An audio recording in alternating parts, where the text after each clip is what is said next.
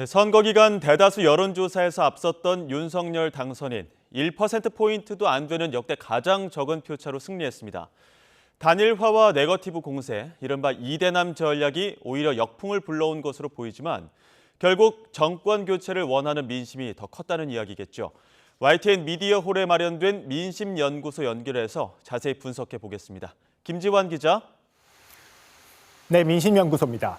네, 이번 선거 정말 마지막까지 치열했는데 어떤 분석들이 나오고 있죠? 네, 아주 얇게 언 얼음, 그야말로 박빙이었습니다. 0.73%포인트라는 역대 가장 적은 표차로 20대 대통령이 탄생했습니다. 부동산 정책에 대한 비판과 인류사적 위기라는 팬데믹, 그리고 보수 진영의 결집 속에서 이번 대선은 이렇게 정권 교체론이 정권 유지론을 꾸준히 앞서왔습니다. 그런데 결과는 초박빙이었고요. 그 핵심 이유 가운데 하나가 단일화, 역풍으로 풀이가 됩니다.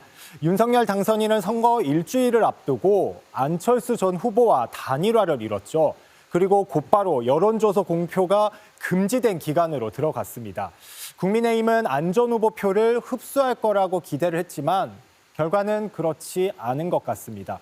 지금 보고 계신 수치가 투표일 직전 공표 금지 기간에 실시된 여론조사 결과인데요. 보시는 것처럼 오히려 이재명 후보 지지율이 더 많이 올라갔습니다. 안 전 후보의 표가 분산됐든 여권 지지층이 결집했든 역풍이 불었던 셈입니다. 왜 그랬는지 전문가 분석 들어보시겠습니다. 그러니까 안철수 후보 지지층의 흐름이 그 이전 여론조사를 보더라도 윤석열 후보가 오롯이 획득하지 못하고 여러 후보에게 골고루 분산되거나 혹은 투표하지 않겠다는 의향을 좀 보였었거든요. 그렇다면 윤석열 후보에게 집결한 흘러간 표도 일부 있었지만 이재명 후보에게도 좀 적지 않게 갔다. 그리고 무엇보다도 이 단일화를 지켜봤던 미결정층, 이 흐름이 윤석열 후보보다는 이재명 후보에 좀 더 많이 가지 않았나. 그런 요인이 있었기 때문에 결국 팽팽한 경합을 만들지 않았냐, 그렇게 좀 보여집니다. 네, 여론조사 공표 금지 기간, 그러니까 투표 직전 여론도 궁금해지는데요. 이 기간 민심의 흐름을 엿볼 수 있는 분석도 나왔죠? 네. YTN이 데이터 분석 업체에 의뢰를 해서 여론조사 공표가 금지된 지난 3일부터 투표 마감인 어제 저녁까지 후보별 보도량 추이와 핵심 키워드를 한번 분석을 해봤습니다. 특징적인 게 사전투표가 끝난 지난 6일 이 후보와 관련된 뉴스의 키워드 가운데 이렇게 선관위와 사전투표가 눈에 띕니다. 같은 날 윤 당선인 관련 키워드 중에도 이렇게 사전투표가 큰 비중을 차지하는데요. 코로나19 확진자 사전투표 과정에서 불거진 관리 부실 문제가 여당 후보인 이 후보에게 악재로 작용했다, 이렇게 볼 수 있을 것 같습니다. 그 다음 날에는 이른바 대장동 의혹과 관련된 키워드들이 등장을 했는데요. 윤 당선인 관련 보도 역시 마찬가지죠. 그 시기 언론 보도에 부산저축은행 봐주기 수사 정황이 윤 당선인 표에 마이너스로 작용했다는 걸 짐작할 수 있습니다. 네, 이번 대선에서 유독 20대 유권자들의 표심에 관심이 쏠렸는데 두 후보 모두 20대의 표심을 얻었다고 말할 수는 없는 상황이죠? 네. 선거를 앞두고 이른바 이대남, 이대녀로 불리는 20대 남녀 유권자의 표심은 줄곧 반대 방향으로 향했습니다. 최근 여론조사 결과를 한번 살펴볼까요? 남성은 이렇게 꾸준히 윤석열 당선인을 밀었던 반면 여성은 선거 막판으로 갈수록 반대로 이재명 후보의 지지를 보냈습니다. 어제 지상파 출구조사도 마찬가지였는데요. 정확히 정반대로 갈라진 표심이 확인이 됐습니다.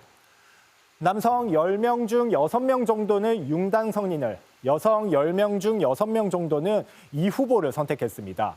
여성가족부 폐지 등 윤 당선인의 이른바 이대남 전략이 여성표를 이 후보로 향하게 한 겁니다. 전문가들은 20대의 갈라진 표심이 초박빙의 결과로 이어졌다고 분석하고 있는데요. 한번 같이 들어보시죠.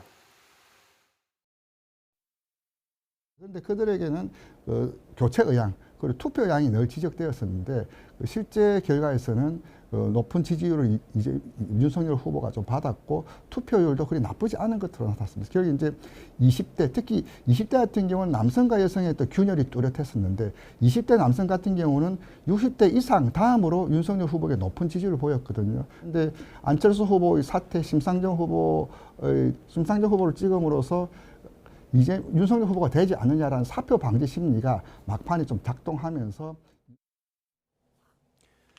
네, 그럼 현 정부 부동산 정책에 대한 비판 여론, 표심에는 얼마나 영향을 미쳤습니까? 네, 지상파 출구조사에서는요, 유권자들이 현 정부의 부동산 정책을 어떻게 평가하는지도 조사를 했습니다. 이렇게 집을 가진 유권자들 같은 경우에는 한 채를 가졌든 여러 채를 가졌든 윤 당선인을 지지했습니다. 이 후보가 사과도 하고 공급 확대 등의 공약도 쏟아냈지만 주택 보유자들의 마음을 움직이는 데는 한계를 보인 것 아니냐는 분석이 나옵니다. 그 종부세라든지 세금과 관련한 문제에서는 중장년층이 계속 끝까지 정부에 대한 불만을 갖고 있었습니다. 그래서 그 부분이 이재명 후보가 중과세에 대한 부분들을 좀 유예하는 방향성을 제시하고 공약으로 냈지만 정부하고 그게 끝까지 좀 타협이 안 됐었거든요. 그래서 중장년층이 결국에 이재명 후보 쪽으로 표심을 옮겨오지 못하고 정부에 대한 불만 세력으로 남고 그것이 결국 정권 교체 의향까지 이어진 것 같습니다. 네, 지금까지 YTN 민심연구소 연결해 대선 사상 유례없는 초박빙 결과 분석해봤습니다.